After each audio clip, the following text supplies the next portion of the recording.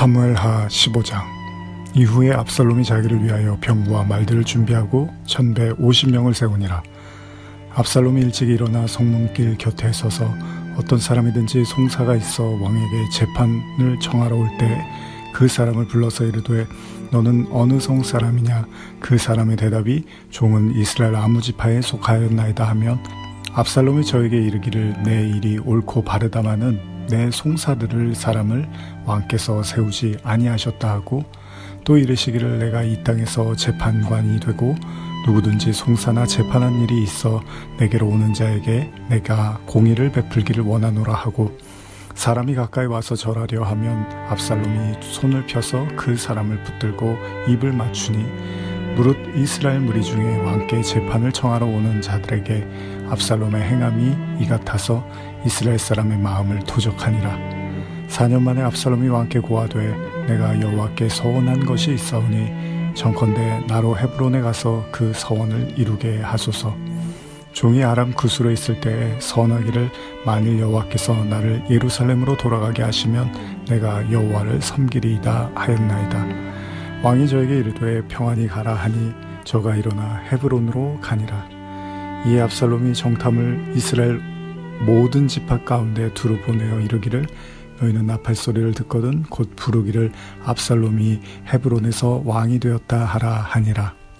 그때 압살롬에게 청함을 받은 200명이 그 사기를 알지 못하고 아무 뜻 없이 예루살렘에서 저와 함께 갔으며 제사 드릴 때 압살롬이 사람을 보내어 다윗의 모사길로 사람 아히도벨을 그 성읍길로에서 청하여 온지라. 반역하는 일이 커가매 압살롬에게로 돌아오는 백성이 많아지니라. 사자가 다윗에게 와서 고하되 이스라엘의 인심이 다 압살롬에게로 돌아갔나이다 한지라. 다윗이 예루살렘에 함께 있는 모든 신복에게 이르되 일어나 도망하자. 그렇지 아니하면 우리 한 사람도 압살롬에게서 피하지 못하리라. 빨리 가자. 두렵건대 저가 우리를 급히 따라와서 해하고 칼로 성을 칠까 하노라. 왕의 신복들이 왕께 고하되 우리 주 왕이 하고자 하시는 대로 우리가 행하리이다 하더라. 왕이 나갈 때 권속을 다 따르게 하고 후궁 10명을 남겨두어 궁을 지키게 하니라. 왕이 나가매 모든 백성이 다 따라서 벳메르하게 이르러 머무니 모든 신복이 그 곁으로 지나가고 모든 그렛 사람과 모든 블렛 사람과 및 왕을 따라 가데에서 온 600인이 왕의 앞으로 진행하니라. 그때 왕이 가데 사람 이때에게 이르되 어찌하여 너도 우리와 함께 가느냐? 너는 쫓겨난 나그네니 돌아가서 왕과 함께 내 곳에 있으라. 너는 어제 왔고 나는 정처 없이 가니 오늘날 어찌 너로 우리와 함께 유리하게 하리요? 너도 돌아가고 내 동포들도 데려가라. 은혜와 진리가 너와 함께 있기를 원하노라. 이때가 왕께 대답하여 가로되 여호와의 사심과 우리 주 왕의 사심으로 맹세하옵나니 진실로 내 주 왕께서 어느 곳에 계시든지 물론 사생하고 종도 그곳에 있겠나이다. 다윗이 이때에게 이르되 앞서 건너가라 하매 가드 사람 이때와 그 종자들과 그와 함께한 아이들이 다 건너가고 온 땅 사람이 대성통곡하며 모든 인민이 앞서 건너가매 왕도 기드론 시내를 건너가니 건너간 모든 백성이 광야 길로 향하니라. 사독과 그와 함께한 모든 레위 사람이 하나님의 언약궤를 메어다가 내려놓고 아비아달도 올라와서 모든 백성이 성에서 나오기를 기다리더니 왕이 사독에게 이르되 하나님의 궤를 성으로 도로 메어가라. 만일 내가 여호와 앞에서 은혜를 얻으면 도로 나를 인도하사 내게 그 궤와 그 계신대를 보이리라. 그러나 저가 말씀하시기를 내가 너를 기뻐하지 아니한다 하시면 종이 여기 있사오니 선이 여기는 대로 내게 행하시옵소서 하리라. 왕이 또 제사장 사독에게 이르되 내가 선견자가 아니냐? 너는 너희의 두 아들 곧 내 아들 아히마아스와 아비아달의 아들 요나단을 데리고 평안히 성으로 돌아가라. 너희에게서 내가 고하는 기별이 올 때까지 내가 광야 나루터에서 기다리리라. 사독과 아비아달이 하나님의 궤를 예루살렘으로 도로 메어다 놓고 거기 유하니라. 다윗이 감람산 길로 올라갈 때 머리를 가리우고 맨발로 울며 행하고 저와 함께 가는 백성들도 각각 그 머리를 가리우고 울며 올라가니라. 혹이 다윗에게 고하되 압살롬과 함께 모반한 자들 가운데 아히도벨이 있나이다 하니 다윗이 가로되 여호와여 원컨대 아히도벨의 모략을 어리석게 하옵소서 하니라. 다윗이 하나님을 경배하는 마루턱에 이를 때 아렉사람 후세가 옷을 찢고 헐글 머리에 무릅쓰고 다윗을 맞으러 온지라. 다윗이 저에게 이르되 내가 만일 나와 함께 나아가면 내게 누를 끼치리라. 그러나 내가 만일 성으로 돌아가서 압살롬에게 말하기를 왕이여 내가 왕의 종이니이다. 이 왕에는 왕의 부친의 종이었더니 내가 이제는 왕의 종이니이다 하면 내가 나를 위하여 아히도벨의 모략을 패하게 하리라. 사독과 아비아달 두 제사장이 너와 함께 거기 있지 아니하냐. 내가 궁중에서 무엇을 듣든지 사독과 아비아달 두 제사장에게 고하라. 저희의 두 아들 곧 사독의 아히마스와 아비아달의 요나단이 저희와 함께 거기 있나니 무릇 너희 듣는 것을 저희 편으로 내게 기별할지니라. 다윗의 친구 후세가 곧 성으로 들어가고 압살롬도 예루살렘으로 들어갔더라.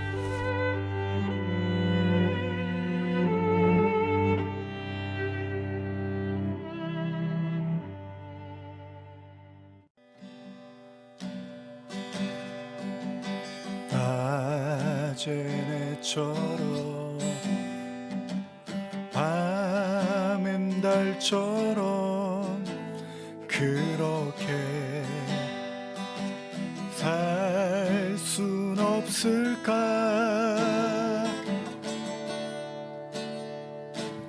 욕심도 없이 어두운 세상 비추어 온전히 남을 위해 살듯이 나의 일생에 꿈이 있다면 이 땅에 빛과 소금 되어 가난한 영혼 지친 영혼을 주님께 인도하고픈데 나의 욕심이 나의 못난 자가 언제나 커다란 짐 되어 나를 짓눌러 마음을 곤곡해 하니 예수여 나를 도와주소서. 나의 욕심이 나의 못난 자가 언제나 커다란 짐 되어 나를 짓눌러 마음을 곤곡해 하니 예수여 나를 도와주소서.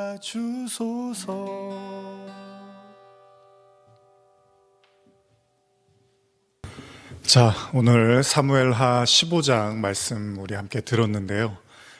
오늘하고 다음 주 계속해서 다윗과 그리고 그 아들 압살롬과의 이 대결 아닌 대결, 또 압살롬의 배신이라고 해야겠죠. 이런 내용들을 우리가 다루게 될 텐데 내용들이 좀 사무엘하 보시면서 느끼셨겠지만 내용들도 좀 길고, 그래서 사실 집중해서 이렇게 본문을 보지 않으면 이야기를 좀 이렇게 놓칠 수 있는 그런 부분들이 좀 있습니다. 그래서 지난 시간들부터 해서 제가 좀 현대어 성경을 조금 더 이렇게 많이 읽어가면서 다시 한번 내용을 좀 여러분들이 숙지하시고 또 그 속에서 흐르고 있는 하나님의 메시지를 같이 나누는데 좀 더 초점을 맞췄는데요. 오늘하고 아마 다음 시간도 그 내용들을 좀 현대어 성경을 읽어가면서 또 필요에 따라서는 주석을 좀 같이 살펴가면서 먼저 여러분과 제가 그 내용들, 전체적인 내용들을 이해해 가면서 또 그 속에서 또 우리를 향한 말씀들을 또 묵상하며 나누고자 합니다. 잠깐 기도하시겠습니다. 하나님 아버지, 다윗의 이야기, 우리 사무엘 상부터 사무엘 하까지 어떻게 보면 한 50주 이상, 거의 60주 가까이 말씀들을 보고 있습니다. 우리를 향한 하나님의 말씀이 곧 또 다윗을 향한 그 속에서 분명히 흐르고 있음도 기억합니다. 오늘도 말씀을 또 나눌 때, 묵상할 때 참 다윗의 이 참담한 심정, 그러나 또 모든 것이 또 다윗의 죄로부터 시작되었음을 또한 우리가 간과할 수 없습니다. 하나님의 말씀을 좀 더 깊이 들여다보며 그 속에서 우리를 향한 주님의 뜻을 찾게 하시고 또한 그 은혜를 통하여 하나님께 더욱더 가까이 나가는 귀한 시간 되게 하여 주시옵소서. 감사드리며 예수님의 이름으로 기도합니다. 아멘. 자, 사무엘하 15장인데요. 오늘 내용들은 압살롬이 갑작스럽게 이 반란을 일으키는 내용들을 담고 있습니다. 근데 내용이 이제 상당히 길죠. 그래서 이미 앞에서 우리가 또 말씀을 들었지만은 조금 더 그래도 여러분들이 이게 집중해서 듣고 보지 않으면 무슨 내용이었는지 금방 잊어버릴 정도로 내용들이 좀 길고 복잡하기도 합니다. 그래서 다시 한번 현대어 성경을 좀 천천히 읽어가면서 필요에 따라서 제가 좀 부연 설명하고 주석을 읽고 또 여러분과 묵상을 나누고자 합니다. 자, 그럼 한번 15장 1절에서 3절까지를 먼저 좀 제가 한번 읽어드릴 때 여러분들은 또 어떤 이야기를 잘 이렇게 듣는 것처럼 머릿속으로 또 연상을 하시면서 또 같이 묵상해 나갔으면 좋겠습니다. 반란을 일으키는 압살롬은 그술 왕국에 머무는 동안 외할아버지한테 이방인의 풍속들을 배워가지고 왔는데 이제는 스스로 이스라엘에서 그런 풍속을 차용하여 자기가 타고 다닐 전차 한 대와 여러 마리의 마필과 경호원 50명을 거느리고 있었다. 그리고 압살롬은 매일 아침 일어나 왕궁으로 들어가는 문 앞에 서서 백성들한테 친절하게 대하기 시작했다. 자, 여기서부터 좀 이상한 이야기가 나옵니다. 왕궁으로 들어가는 문 앞에 서서 사람들한테 친절하게 대했대요. 계속 읽어볼게요. 재판한 일로 왕에게 판결을 받으려고 오는 사람마다 그 문을 지나가게 되었기 때문이다. 누구든지 그곳으로 오면 압살롬이 이렇게 물었다. 어느 지역에서 오시는 분이십니까? 이때 그 사람이 북쪽 이스라엘의 어느 지파에서 온다고 대답하면 압살롬이 친절하게 그의 억울한 이야기를 들어준 다음에 이렇게 말하였다. 당신의 문제는 당연히 재판에서 이기게 되어 있으니 저 왕궁 안에는 지금 당신의 말을 들어줄 사람이 아무도 없소. 이런 이야기로 이제 시작을 합니다. 대충 감이 오시죠? 왜 압살롬이 갑작스럽게 이런 행동을 하고 있는지. 할아버지한테 이방인의 풍속을 배워갖고 자기가 타고 다닐 전차 한 대 그리고 여러 마리의 마필 경호원 50명 이렇게 행동을 하는 모습 속에서 대충 무슨 이제 꿍꿍이가 있는지가 보이죠. 요거 한번 제가 2절 주석에 나온 내용을 한번 읽어드릴게요. 일찍 일어나서 성문길 곁에 서서 이 내용에 대해서 여기서 성문이란 왕궁의 문을 의미한다. 구약시대 당시 히브리 사회에서 마을의 성문은 장로들이 앉아서 재판하는 장소였다 때문에 이러한 관례에 따라서 이스라엘 왕은 자기의 성문 곧 궁궐문에 합법적인 재판관을 세워 재판을 베푸는 풍속이 있었다. 그리고 그때 재판관은 먼저 예루살렘 주민을 재판하고 다음에 타 성읍의 소송 문제들을 재판하였는데 그 재판 시간은 이른 아침이었다. 따라서 압살롬은 성문에서 열리는 왕의 재판을 전적으로 방해하기 위하여 아침 일찍 성문 길 곁에 섰던 것이다. 자, 짐작이 가시죠? 왜 압살롬이 이런 행동을 하는지 짐작이 가십니다. 결국 압살롬이 뭔가 이제 반란을 꿈꾸고 있는 거예요. 근데 우리가 그 사무엘하 14장 말씀을 이제 지난주 말씀을 기억해 보시면 사실은 다윗이 압살롬을 멀리하다가 이제 요압의 어떤 지혜를 통해서 한 여인을 보냈고 거기에 이제 다윗이 마음이 수그러들어서 그 압살롬을 다시 이렇게 만나게 되는 장면이 사무엘하 14장의 마지막이었는데, 여기 보시면 제가 한번 읽어드릴게요. 14장 33절, 요압이 왕께 나아가서 그에게 아뢰매 왕이 압살롬을 부르니 그가 왕께 나아가 그 앞에서 얼굴을 땅에 대어 그에게 절하매 왕이 압살롬과 입을 맞추니라. 이렇게 끝나고 있어요. 그러니까 압살롬에 대해서 어쨌든 간에 다윗도 자기 아들이니까, 물론 보기 싫고 끔찍한 일을 저질렀고 정말 마음 아픈 아들이기도 하지만 어쨌든 간에 또한 자기 아들이니까 받아들이려고 했던 건데, 이 압살롬이 이제 이런 생각을 하고 있더라는 겁니다. 한번 계속 읽어보겠습니다. 사무엘하 15장 4절 이하입니다. 그런 다음에 압살롬은 언제나 자기 선전을 하였다. 내가 이 나라에서 재판관이 된다면 누구를 막론하고 그 억울한 사정을 다 풀어줄 수 있을 것이요. 자기를 막 이제 사람들한테 PR을 하는 거예요. 이런 말을 듣고 누가 그의 앞에 엎드려 큰 절을 올리려고 하면 그가 그를 일으켜 세워 끌어안고 입을 맞추었다. 압살롬은 왕에게 판결을 받으려 오는 모든 사람에게 이런 식으로 친절을 베풀었다. 그렇지 않아도 북쪽 이스라엘의 10지파 사람들은 유다와 다윗 왕에 대하여 거리감이 있었는데, 압살롬이 이렇게 기만과 간교한 수단으로 그들의 마음을 도둑질하자 얼마 지나지 않아서 온 이스라엘 사람들의 마음이 압살롬에게로 기울어졌다. 지금 본문에도 나오죠. 현대어 성경에도. 이 북쪽 이스라엘의 10지파 사람들은 유다와 다윗 왕에 대해서 좀 거리가 있었는데, 압살롬이 이제 그 사이를 틈타서 자기를 막 PR을 하고 선전을 하는 거예요. 압살롬은 이렇게 예루살렘에서 4년을 보낸 후에 왕을 찾아가 이런 청을 드렸다.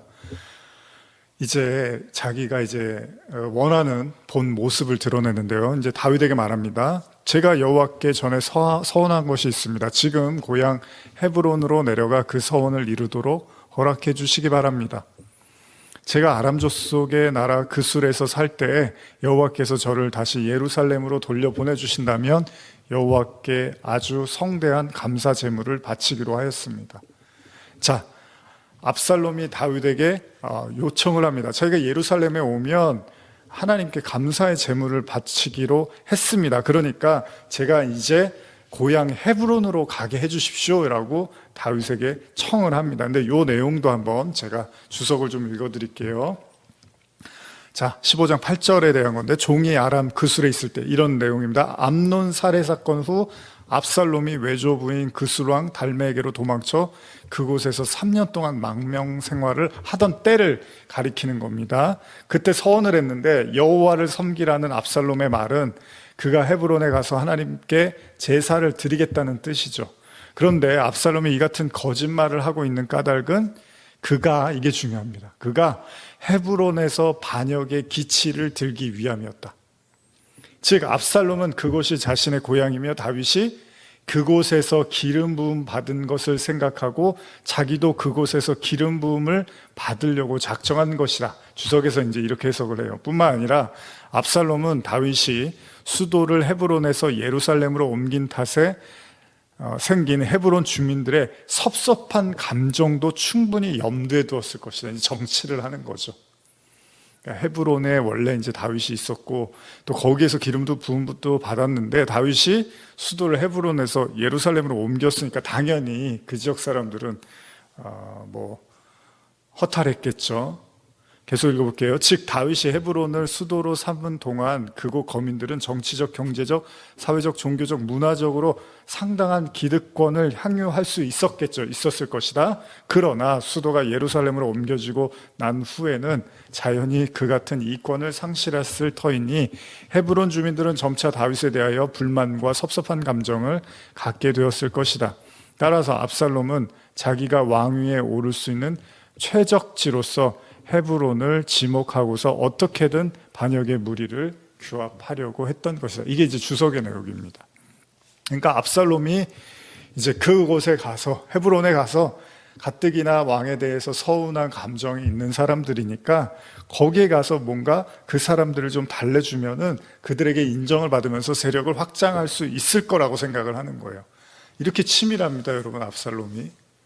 그러니까 압살롬이 어쨌든 간에 다윗이 불러서 예루살렘에 오고 했음에도 불구하고 뭔가 그 아버지의 그 마음에 대한 고마움이랄까요? 자기를 어쨌든 간에 용납하고 받아준 거에 대해서 고마움보다는 다른 꿍꿍이를 가지고 있었다는 게 참 약간 기가 찰 노릇이죠.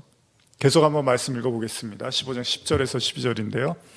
그는 우선 예루살렘에서 극비리의 북쪽 이스라엘의 모든 지파들 속으로 부하들을 밀파하여 이렇게 알렸다.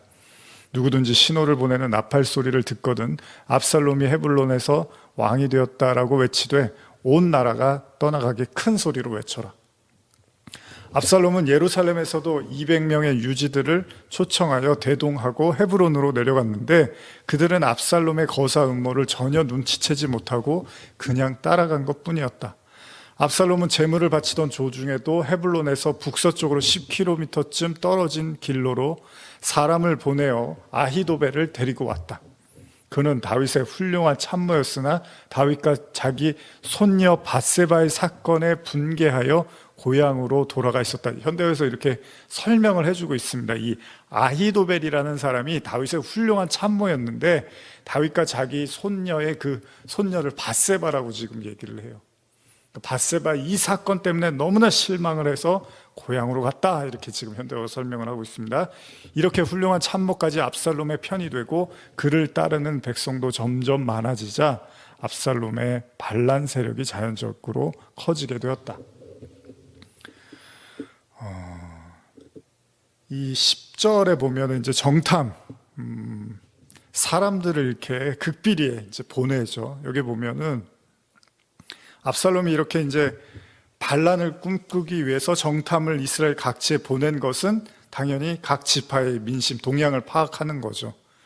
그리고 자기가 이제 어떤 거사를, 주석을 보면 거사를 할 때 반발하지 않도록 미리 어떤 작업을 해놓기 위해서였을 거다, 이런 내용을 쓰고 있습니다.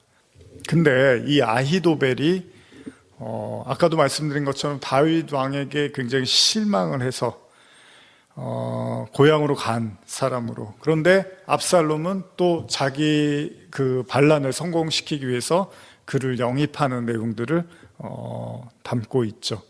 어쨌든 간에 이 다윗에 대해서 굉장한 실망을 했던 것 같아요. 그래서 이렇게 압살롬이 제의를 하자 빨리 변심을 한 것으로 보이는데요. 한번 계속 말씀 읽어보겠습니다. 사무엘하 15장 13절에서 18절인데요.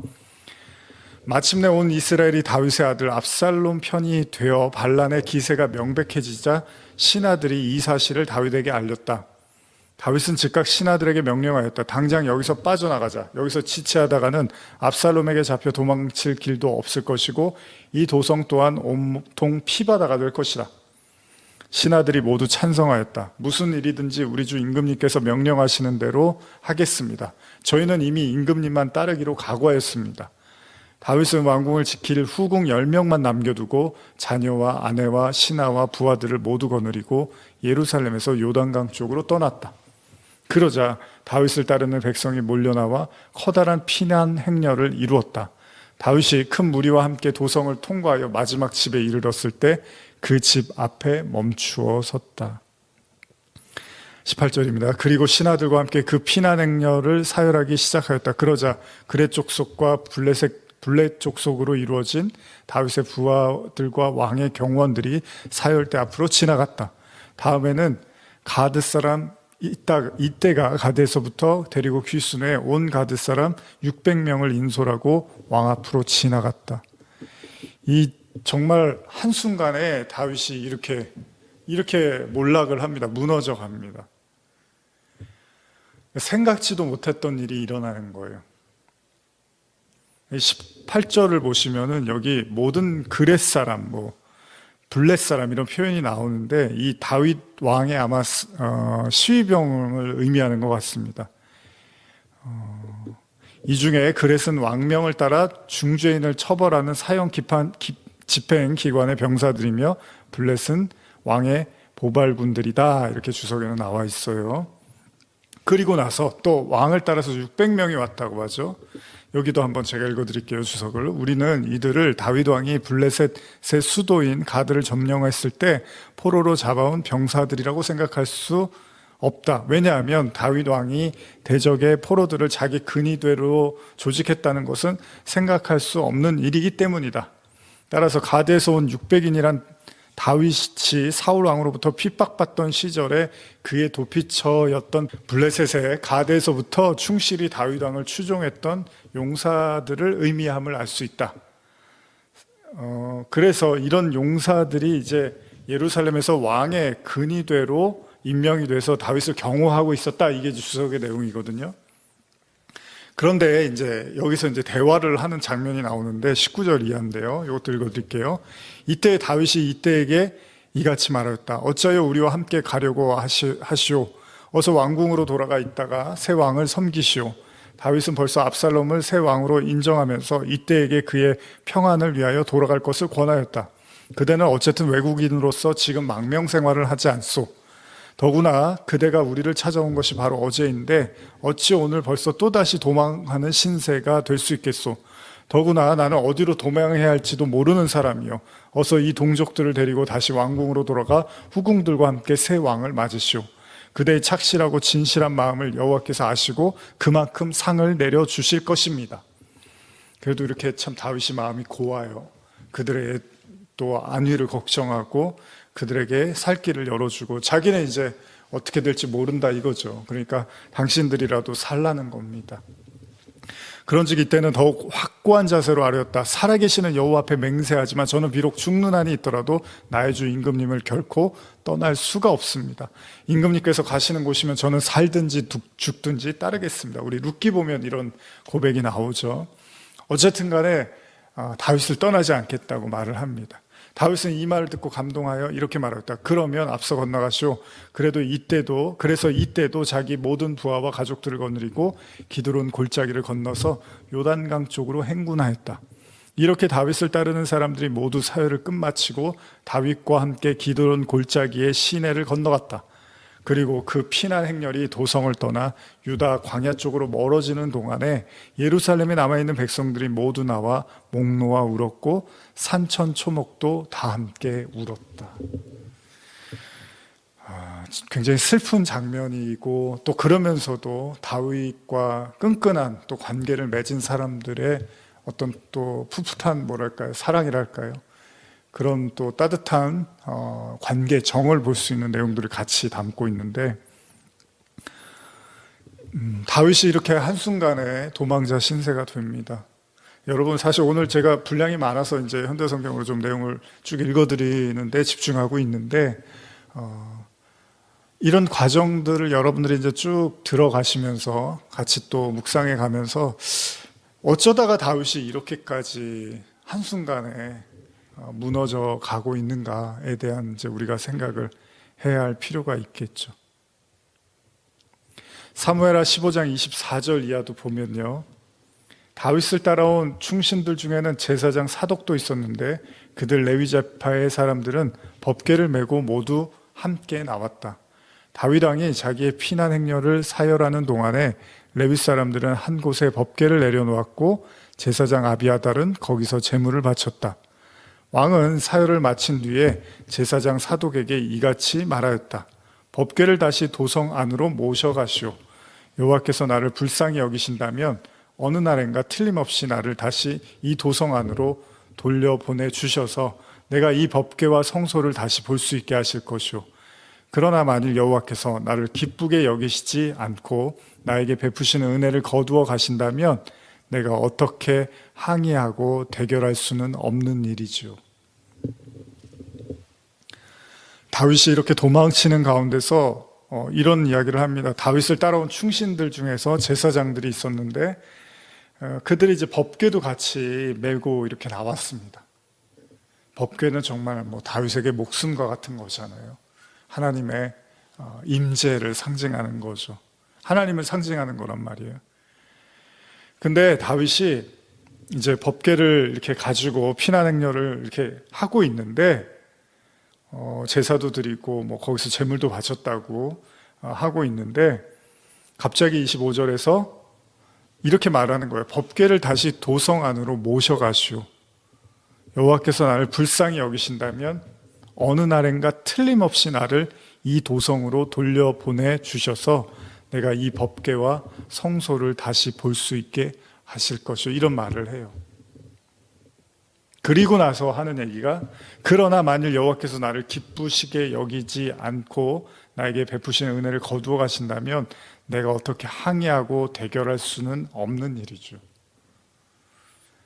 사실은 쭉 우리가 읽어오는 내용에서 다윗이 굉장히 무기력하게 당하는 것처럼 여러분들도 좀 비춰지지 않습니까?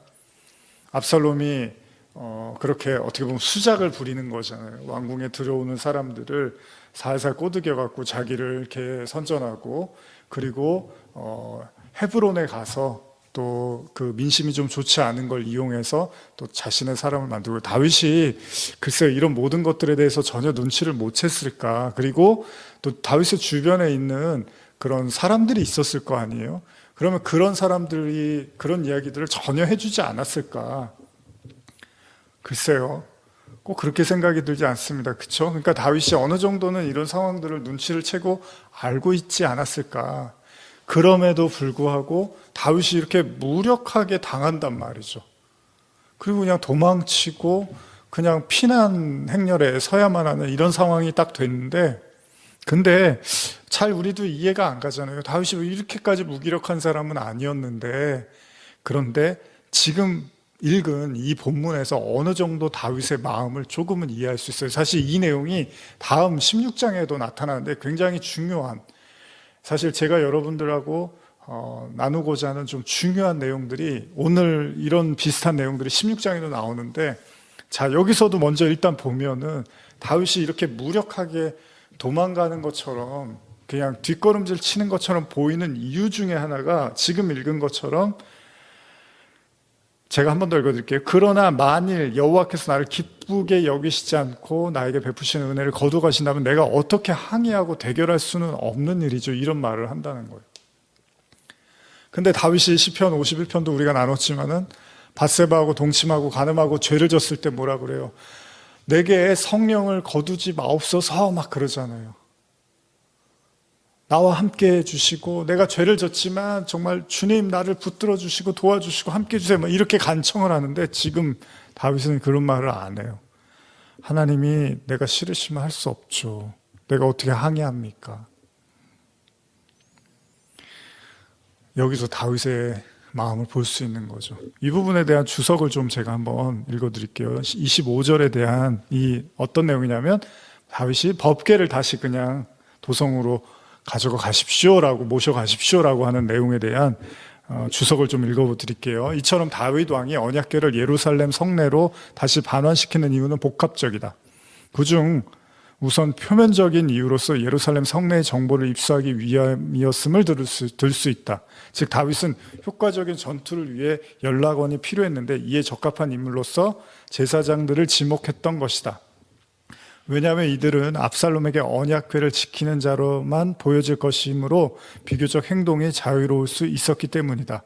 다음으로 다윗이 이처럼 행동한 내면적인 이유는 그가 지금의 공경을 하나님의 징계로 이해했기 때문이다. 이게 중요합니다. 즉 다윗은 자신이 현재 하나님의 징계를 받고 있는 한 언약궤를 모신다 해도 과거의 죄에 대한 징계를 피할 수 없을 것이라고 판단했던 것이다. 무슨 말이냐면요, 다윗이 제가 아까도 방금 읽어드린 것처럼 하나님이 싫다는데 어떡하십니까? 하나님이 저를 멀리 하시는데 제가 어떻게 할 방법이 있겠습니까? 이런 고백을 하는 건 이미 다윗이 압살롬에 대한 이런 모든 정보를 들었을 거예요. 그리고 압살롬이 반역을 꿈꾸고 그런 행동을 하고 있다는 얘기들이 속속 다윗의 귀에 들어왔음에도 불구하고 다윗은 알고 있었잖아요. 자기의 죄로 인해서 자기의 앞날이 어떻게 될 거를 알고 있었기 때문에, 어떻게 보면 다윗이 적극적으로 이것을 대응한 것이 아니라 좀 그냥 우리말로 그냥 될 대로 되라, 하나님이 그렇게 하신다고 하셨으니 그런 일이 일어나나 보구나 라는 생각을 했는지도 모릅니다. 그러니까 다윗이 지금 이런 모든 상황들을 직면하면서 굉장히 고통스럽죠. 그럼에도 불구하고 다윗이 여기서 흥분하고 화내고 막 압살롬을 미워하지 않았던 게, 이 모든 상황 속에서 다윗은 그 모든 게 자신의 탓이라는 걸 알고 있었다는 겁니다.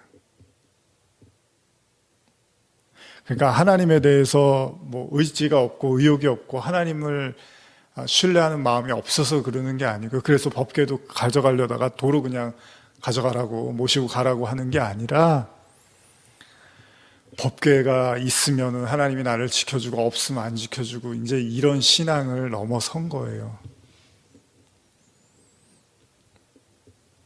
우리도 처음에는 신앙이 그렇잖아요. 뭐 하나님이 이거 하면은 기뻐하고 이거 안 하면은 혼내시겠지, 뭐 이런 식의 어떤 수준의 신앙을 갖다가 어느 순간이 되면 이제 그런 것과 무관하다는 걸 알게 되는 거죠. 처음에 왕이 될 때만 해도 법궤 모시고 오려고 막 그렇게 애를 쓰고 길을 썼잖아요. 근데 그런 다윗이 지금은 그냥 다시 모시고 가라고 해요, 법궤. 내가 이렇게 피난길에 가는데 괜찮다고 다시 그냥 성내로 모시고 가라고 이야기를 하는 거죠. 어떻게 보면 굉장히 심플해요, 지금 다윗은. 다윗은요, 현실은 굉장히 지금 막 치열하고 급박하고 죽을 수도 있는 이런 상황인데 마음은 굉장히 단순해요. 다 나 때문에 일어난 일이라는 겁니다. 사실 저도 뭐 목회를 하고 또 제 삶에서 어떤 어려움들이 찾아오고, 또 뭐 사람과의 관계라든지 환경의 문제, 뭐 경제적인 문제, 여러 가지 상황들에 우리 직면할 수 있잖아요. 그럴 때 마지막에 드는 생각은 그거더라고요. 다 나 때문이지 뭐. 내가 다 초래한 거지. 근데 희한하게 또 그렇게 받아들이기 시작하면 그런 모든 갈등과 뭐 두려움, 불안함, 그런 환경적인 어떤 문제들에 대해서, 또 사람과의 관계도 그렇고요, 어떻게 보면 또 가뿐하게 그런 것들을 이렇게 넘어서고 벗어나게 되는 또 그런 마음들을 겪게 되더라는 겁니다. 그렇죠. 다윗이 제일 잘 알고 있습니다. 이 사단이 난 거, 자신의 아들 암논이 죽고 또 압살롬이 암논을 죽이고, 또 그 암논은 또 배다른 누이를 또 범하고 다말을 범하고, 그리고 나서 결국 그 압살롬을 또 멀리 두다가 데리고 왔는데, 그 압살롬이 하는 짓이 이렇게 아버지에게 이렇게까지 배신하고 반란을 일으키는 이 모든 모습을 보면서 다윗은 깨닫는 거예요. 이게 내 모든 죄의 결과라는 거죠. 하나님도 분명히 다 말씀하셨던 거였죠. 그러니까 다윗은 힘이 쭉 빠지는 거예요. 그러니까 여기서 힘 빠진다는 거는 무기력하다라는 게 아니고요, 여러분. 자기의 죄를 깨달은 사람은 그 모든 상황들이 밀려왔을 때 그냥 잠잠히 그것들을 받아들일 용의가 있다는 겁니다. 왜요? 이 모든 일이 그 죄의 결과라는 걸 너무나 다윗은 잘 알고 있었기 때문이죠. 그러니까 그게 여러분, 이 지금 다윗의 이 모습이 나쁜 게 아니에요. 어떻게 보면 저항하고 어떻게든 압살롬을 쳐 죽여서 왕권을 유지해야겠다, 이런 시도보다는 차라리 하나님이 내리시는 비라면 맞아야지. 하나님이 그렇게 하시겠다고 했으니까 내가 맞아야지. 그렇게 맞는 거예요. 그것도 어떻게 보면 신앙인 거예요. 그것도 어떻게 보면 믿음인 거죠. 물론 그러나 결코 쉽지만은 않습니다. 어제까지 왕이었는데 이제 도망자의 신세가 됐으니 이거 어떻게 쉽다고 말할 수 있겠습니까? 근데 여러분, 복음이 그래요. 그래서 제가 예수님의 십자가가 중요한 게, 예수님도 그래요. 예수님이 죄 없으시다며요. 하나님의 아들이라며요. 근데 이 땅에 와서 어린 양으로 제물로 오셨어요. 그리고 나서 예수님도 십자가에서 얼마나 화가 났을 거예요.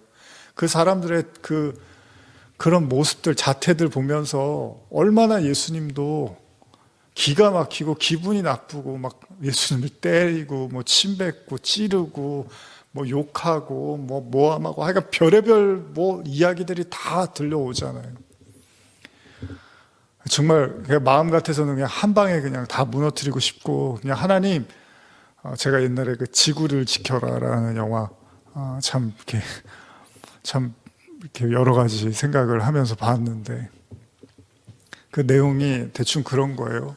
뭐 외계인들이 이렇게 지구에다가 뭔가 이렇게 사람을 이렇게 어떤 실험을 해갖고 뭐 그 고생하고 고통을 이겨낼 수 있는 어떤 그런 이제 실험을 해서 뭐 좀 더 나은 세상을 만들려고 했겠죠. 근데 결과적으로 다 실패를 해요. 아무리 고통을 주고 했는데 다 실패를 해요. 그리고 나니까 이제 마지막에 그냥 이제 없애버려라. 그 더 이상 희망이 없다 지구는. 그러면서 이제 지구가 팡 폭발하면서 영화가 끝나는데 보면서 참 아마 보신 분들은 마음이 여러 가지로 참 그랬을 거예요. 우리가 살고 있는 현실, 인간의 모습, 참 여러 가지를 떠올리게 하는 영화였죠. 근데 예수님도 그래 한번 내가 와서 한번 이 세상 한번 들여다보고 희망이 있는지 한번 보자. 이들에게 은혜를 줄 만한 가치가 있는지 보자. 그리고 나서 예수님이 기적도 일으키고 가르치시고 사랑도 베푸시고 했는데 마지막에 돌아온 거는 배신하고 손가락질 욕하고 죽음, 고통 뭐 이런 것만 예수님한테 다 들이닥치잖아요. 근데 예수님이 어떻게 하시죠? 십자가를 지면서 뭐라 그래요? 아버지, 저들이 하는 일을 저들이 모릅니다. 무슨 일을 하는지 모릅니다. 저들을 용서해 주세요. 이게 무슨 얘기예요? 다른 말로 하면 그냥 다 제 탓입니다. 그냥 저를 죽여주세요. 어차피 아무리 얘기해도 못 알아듣습니다. 아무리 말해도 변할 수가 없어요. 아무리 은혜를 베풀어도 그게 사랑인지 몰라요. 다 제게로 돌리세요. 제 탓으로 돌리시고 제 죄로 돌리세요. 그래서 예수님이 우리 죄 때문에 죄 없으신데 돌아가신 거잖아요. 지금 다윗의 마음이 그런 거예요. 죄를 고백하고 인정했지만 거기서 끝나는 게 아닙니다. 이제 그 모든 대가도 자신이 치룰 용의가 있는 거죠. 그렇잖아요. 죄를 졌는데 저 잘못했어요. 그럼 끝나는 게 아니잖아요. 우리 사회에서도 죄 짓고 잘못하면 거기에 따른 처벌이 따르잖아요. 그 처벌까지 받을 때 그 죄값을 치렀다고 하는 거지. 그냥 그래요? 내가 잘못했어요. 용서 구할게요. 그러면 끝나는 게 아니잖아요. 거기에 상응하는 처벌까지 받았을 때 이제 그 죄값을 치렀다고 하는 거잖아요. 다윗이 그런 거예요.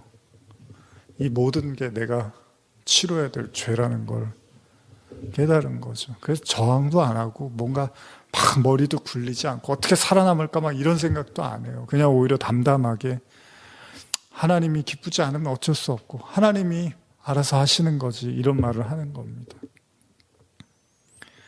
계속 읽어보겠습니다. 사무엘하 15장 30절입니다. 다윗은 이제 감람산 언덕으로 올라갈 때 두 손으로 머리를 가리고 계속 울면서 맨발로 걸어갔다. 그러나 이렇게 무서운 최후의 순간까지도 가만히 신의 심판만을 기다리며 감수하는 것이 아니라 최악의 경우에서도 하나님의 자비하심과 도우심을 기대하며 최선을 다하였다. 다윗을 따르던 모든 사람들도 머리를 가리고 울면서 감람산 고개를 올라갔다. 그런데 다윗이 이렇게 울면서 감람산을 올라갈 때 더 기막힌 소식이 전해졌다. 그 슬기롭고 유능한 참모 아히도벨이 이제는 압살롬 편에 서서 반역자들의 무리에 가담하였습니다. 여기서 다윗은 다시 간절한 기도를 올렸다. 여호와여, 이제 아히도벨의 조언이 어리석은 것이 되게 하여 저를 해치지 못하도록 그를 막아 주소서. 계속된 배신, 아까 이미 잠깐 나눴지만요, 그 아히도벨이 그렇게 유능한 사람이 결국은 압살롬의 편에 서게 된 거죠. 아무도 없는 거예요, 이제 주변. 물론 다윗을 정말 따르고자 하는 몇 사람들은 있었지만 이제 대부분 모든 사람들이 다 등을 돌렸습니다. 그러면서 이제 오늘 성경이 이렇게 마무리하는데요. 32절 이하입니다. 다윗이 감람산 꼭대기에 이르러 하나님을 경배하는 장소에 다다르자 전부터 다윗의 진실한 친구여 참모였던 아렉 사람 후세가 나와서 반가이 맞았다. 그는 다윗의 슬픔을 함께 나눈다는 표시로 자기의 옷을 찢고 머리 위에 흙을 뒤집어 쓴 채 올라왔다. 후세는 이스라엘 사람이 아니라 가나안 원주민으로서 베냐민 지파와 에브라임 지파 사이에 작은 독립 마을인 아렉에서 다윗의 소식을 듣고 찾아온 노인이었다. 다윗은 그를 여호와께서 보내신 사람으로 판단하고 그에게 이런 임무를 부여하였다. 그대가 지금 나와 함께 피난길을 떠난다면 내게 오히려 짐만 될 뿐이요. 그대는 지금 도성으로 들어가 압살롬에게 임금님, 저는 이제부터 임금님의 종이 되겠습니다. 물론 제가 정에는 부왕을 섬기던 참모였으나 그것은 이미 지난 날의 일이요. 이제부터는 임금님을 충성스럽게 섬기겠습니다. 라고 말하시오. 그리고 아이도벨의 모략을 뒤엎도록 하시오. 그것이 나를 돕는 길이요. 도성으로 들어가면 사독과 아비의 아달이 그대의 편이 될 것이요. 압살롬이 세우는 계획에 대하여 그대는 아는 대로 언제나 두 제사장에게 전해주시오. 그러면 제사장들이 아히마아스와 요나단이라는 그들의 아들을 시켜서 나에게 소식을 전해줄 것이요. 이리하여 다윗의 진실한 예친구 후세가 예루살렘으로 들어갔는데 마침 그가 성문에 이르자 압살롬도 그곳에 이르렀다. 이렇게 이제 마무리를 해요. 다행히도 다윗이 완전히 무너져 가는 것 같지만 다윗을 또 돕는 사람들이 등장을 합니다. 여기도 이제 후세라는 사람이 나오는데 이 사람도 굉장히 훌륭한 사람으로 보입니다. 다윗에게 정말 자기 머리에 흙을 뿌리고 옷을 찢어가면서 다윗에게 자신의 마음을 이렇게 표현을 하는 거죠. 그러면서 나중에 여러분들이 이제 앞으로 보시면 알겠지만 이 후세라는 사람이 다윗과의 관계에서도 친구 이상의 어떤 그 관계였던 걸로 보여요. 주석을 보면. 그런데 그렇기 때문에 어떤 그런 정책을 결정할 때도 굉장히 많은 어떤 조언을 주지 않았을까라고 이제 보고 있는데, 어쨌든 이 후세를 통해서 또 하나님께서 이 압살롬을 또 무너뜨리는데 어떤 일을 하실 것을 기대하면서 다윗이 그 후세를 압살롬에게 보내고자 하죠. 이렇게 하면서 이제 15장이 마무리가 되고 있습니다. 오늘 이렇게 말씀을 쭉 읽어가면서 사실 이 내용들은 이제 다음 장에서도 이제 계속해서 이어져 가고 있는데, 사실 제가 여러분과 좀 뭐 현대성경 쭉 읽어가면서 여러분들도 생각하시겠지만 여기서 우리가 좀 귀하게 발견하는 다윗의 모습, 아까도 나눴지만요, 점점 힘을 빼가는 거죠. 그러니까 자기 앞에 어마어마한 폭풍이 지금 불어 닥치고 있잖아요. 그런데 살려주세요, 막 하나님을 원망하고 손가락질하고 어떻게 이럴 수 있습니까? 라고 하는 게 아니에요. 그냥 겸허하게 받아들이는 거죠. 왜요? 다 자기 죄에서 시작된 일들이니까.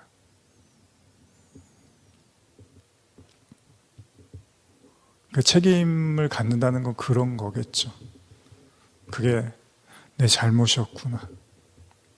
가정에서도 마찬가지입니다. 부모들이 자녀들을 볼 때, 참, 내 잘못이 크구나. 그러나 하나님께서 그런 다윗을 완전히 멸망시키려고 하시는 건 아닙니다. 분명 하나님은 다윗과 언약을 세우셨습니다. 단지 하나님은 이 일들을 통해서, 제가 다음 주에 이제 더 깊이 나누겠지만 한 가지만 이제 말씀드리고 마치겠습니다. 이 일들을 통해서 네가 죄를 진 그 죄가 바로 마찬가지입니다. 아버지를 지금 압살롬 아들이 공격을 하고 있죠. 너가 지은 그 죄가 나를 공격한 것과 다름이 없다라는 것을 다윗의 지금 삶으로 풀어서 보여주고 있는 겁니다. 그래서 가인과 아벨의 제사가 그런 거예요. 가인이 하나님께 화가 났더니 어떻게 해요? 아벨을 죽이잖아요. 아벨을 죽인 이유는 아벨이 미워서가 아니라 하나님한테 화가 난 거잖아요. 이건 지금 역으로 보여주는 거예요. 네가 밧세바하고 그렇게 간음하고 동침하고 그리고 남편을 그렇게 죽인 거, 그게 바로 우리가 하나님의 자녀잖아요. 우리가 하나님한테 한 거하고 똑같다는 거예요. 그래서 다윗이 그러는 거예요. 시편 51편에 내가 하나님께만 죄를 졌습니다 라고 표현을 한 게, 지난번에도 제가 말씀드렸지만 진짜 죄가 뭔지를 깨달아가면 이게 다 하나님한테 한 거구나라는 걸 알게 된다는 거예요. 그래서 다윗은 지금 그 모든 것들을 묵묵히 받아들이는 겁니다. 오늘 우리 삶을 들여다보면 또 우리의 지나온 삶, 인생을 짧게 사신 분들은 돌아온 삶이 많지 않겠지만 오래 사신 분들일수록 돌아본 삶들이 더 많겠죠. 그리고 분명히 더 많은 실수도 했을 거고 더 많은 잘못도 했을 것입니다. 우리에게 주어진 시간, 분명 하나님은 그냥 단순히 인생을 즐기고 행복하게 누리라고 주신 것만은 아닙니다. 아담 이후로부터 모든 인간이 원죄라는 범죄를 저질렀기 때문에 우리에게 주어진 인생은 또한 동시에 우리가 숨을 쉬고 살아가는 것도 중요하지만 동시에 우리의 삶을 돌아보며 그 속에서 우리의 죄를 깨닫고 인정하고 겸허히 받아들이는 것까지도 우리가 해야 될 일이라는 것입니다. 오늘 이 말씀들을 묵상해 가며 다시 한번 정말 나는 하나님 앞에 내 자신을 다 드리고 있는 것인가, 드러내고 있는 것인가, 인정하고 고백하고 있는가, 또 묵상하는 시간 되시기를 간절히 소원합니다.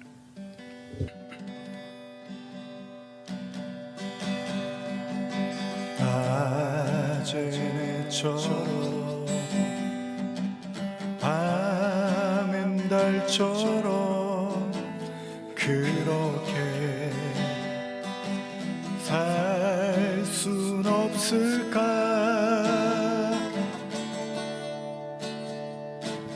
욕심도 없이 어두운 세상 비추어 온전히 남을 위해 살듯이 나의 일생에 꿈이 있다면 이 땅에 빛과 소금 되어 가난한 영혼 지친 영혼을 주님께 인도하고픈데 나의 욕심이 나의 못난 자가 언제나 커다란 짐 되어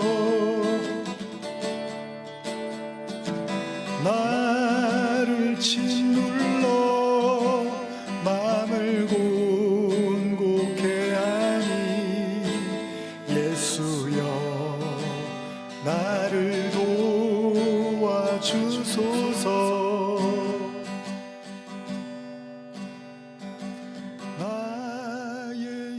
왕이 사독에게 이르되 하나님의 궤를 성으로 도로 메어 가라.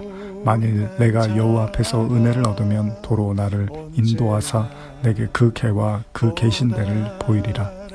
그러나 저가 말씀하시기를 내가 너를 기뻐하지 아니한다 하시면 종이 여기 있사오니 선이 여기는 대로 내게 행하시옵소서 하리라. 마음을 곤곡해 하니 예수여 나를 도와주소서.